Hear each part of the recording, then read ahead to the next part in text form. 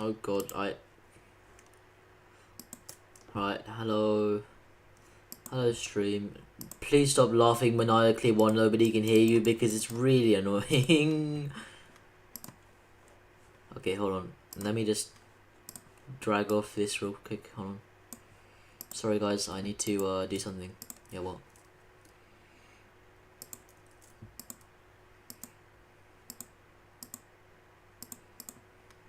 What? Yes.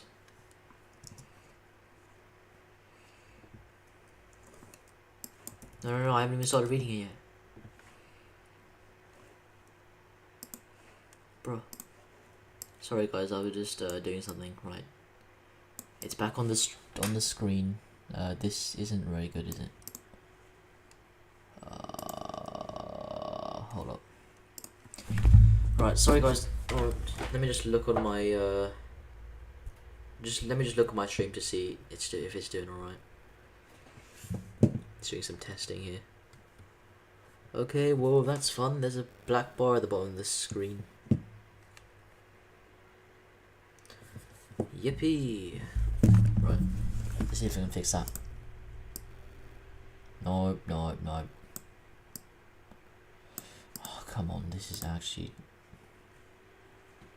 Why is it so weird? What happens if I... Oh, it's my taskbar, isn't it? Oh god. Okay, that should be good, I think. Let's see. Just gonna wait for my stream to keep up because latency is terrible.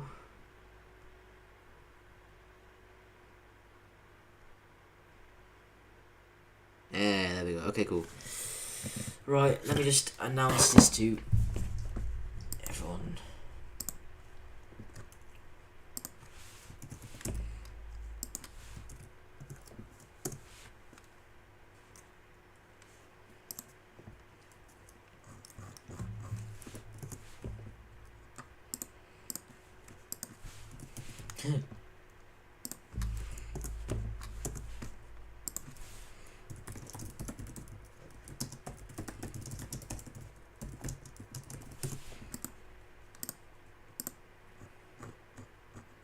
Right, cool. Sorry for the long silence, guys.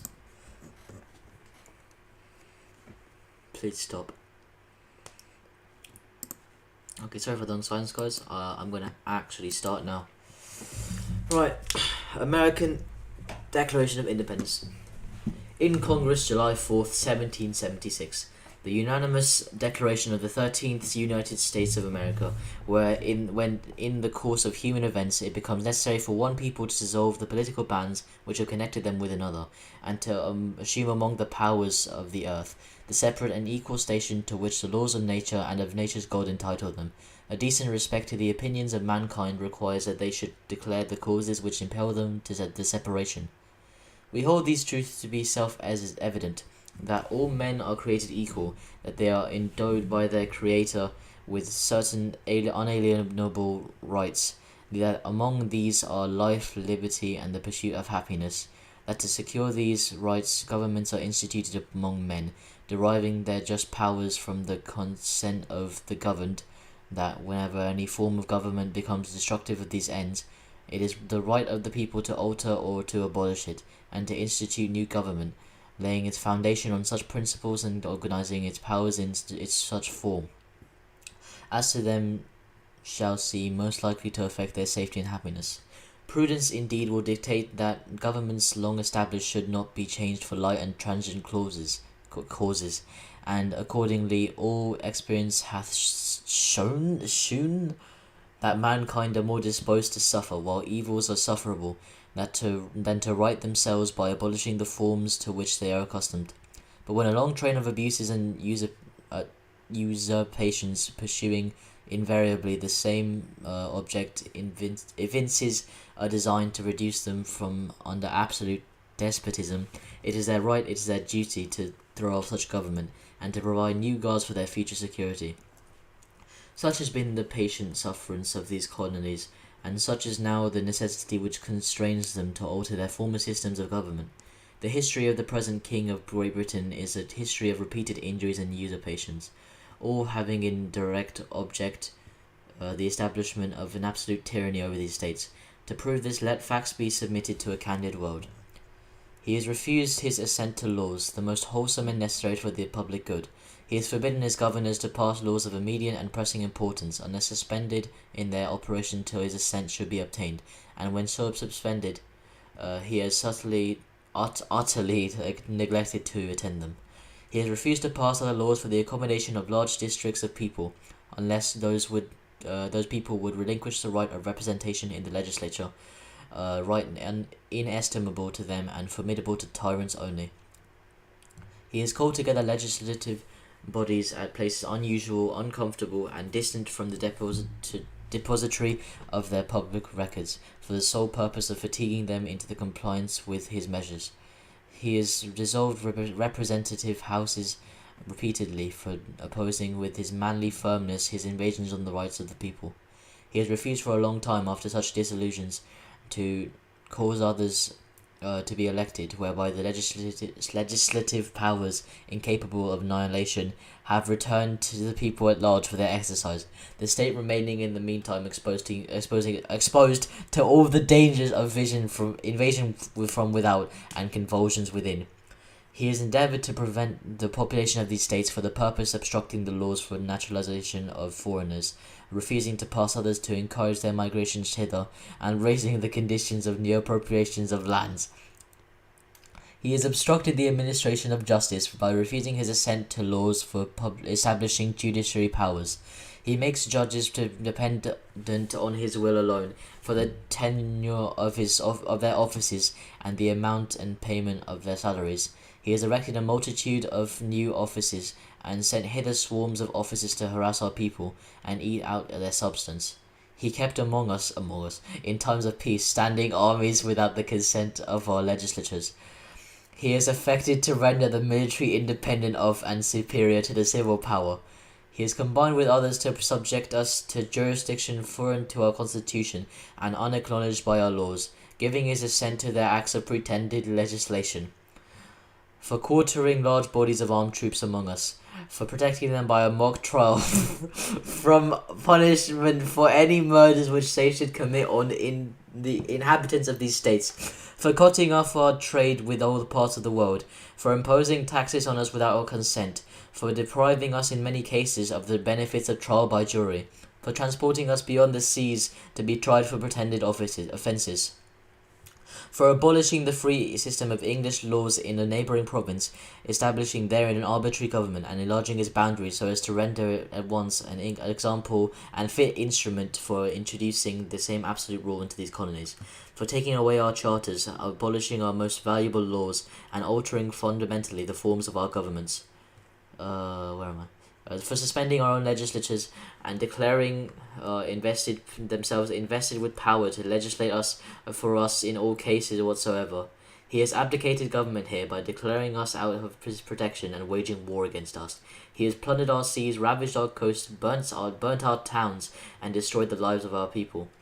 He is at this time transporting large armies of foreign mercenaries to complete the works of death, desolation, and tyranny, already begun with circumstances of cruelty and perfidy scarcely paralleled in those most barbarous ages, and totally unworthy the head of a civilized nation.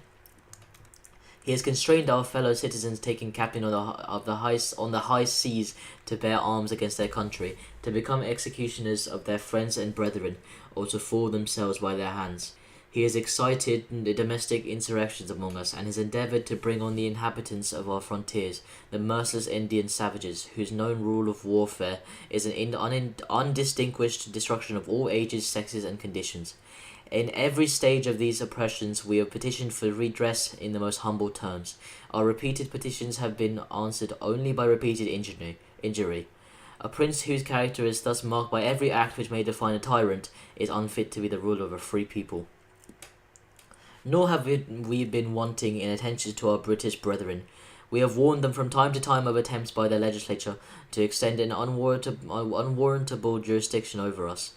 We have reminded them of the circumstances of our emigration and settlement here. We have appealed to their native justice and magnanimity, and we have conjured them by the ties of our common kindred to disavow their usurpations, which would inevitably interrupt our connections and correspondence. They too have been deaf to the voice of justice and of consanguinity. We have therefore acquiesced in the necessity which denounces our separation, and hold them, as we hold the rest of mankind, enemies in war, in peace friends. We, therefore, the representatives of the United States of America in General Congress assembled, appealing to the Supreme Judge of the world for the rectitude of our intentions, do, in the name and by authority of the good people of these colonies, solemnly publish and declare that these united colonies are and of right ought to be free and independent states, that they are absolved from all allegiance to the British Crown, and that all political connection between them and the great state of Great Britain is and ought to be totally dissolved, and that as free and independent states they have full power to levy war, conclude peace, contract alliances, establish commerce, and to do all other acts and things which independent states may have right to do. And for the support of this declaration, with a firm reliance on the protection of divine providence, we mutually pledge to each other our lives, our fortunes, and our sacred honor. Right, that is... Oh, no, I gotta read these. Georgia, Maryland, Delaware, Massachusetts, Button Gwinnett, Samuel Chase, Caesar Rodney, Samuel Adams, Lyman Hall, William Packer, George Reed, or Red, I don't know, John Adams, George Walton, Thomas Stone, Thomas McKean, Robert Treat Payne, Charles Carroll of Carrollton, what name, Elbridge Gerry, North Carolina, New York, North Carolina, Virginia, New York, Rhode Island, William Hooper, Joseph Hughes, John Penn, not Son Penn, and George Wythe, Richard Henry Lee, Thomas Jefferson, Benjamin Harrison, Thomas Nelson Jr., Francis Lightfoot Lee, Carter Braxton, William Floyd, Philip Livingston, Francis Lewis, Lewis Morris, Stephen Hopkins, William Ellery,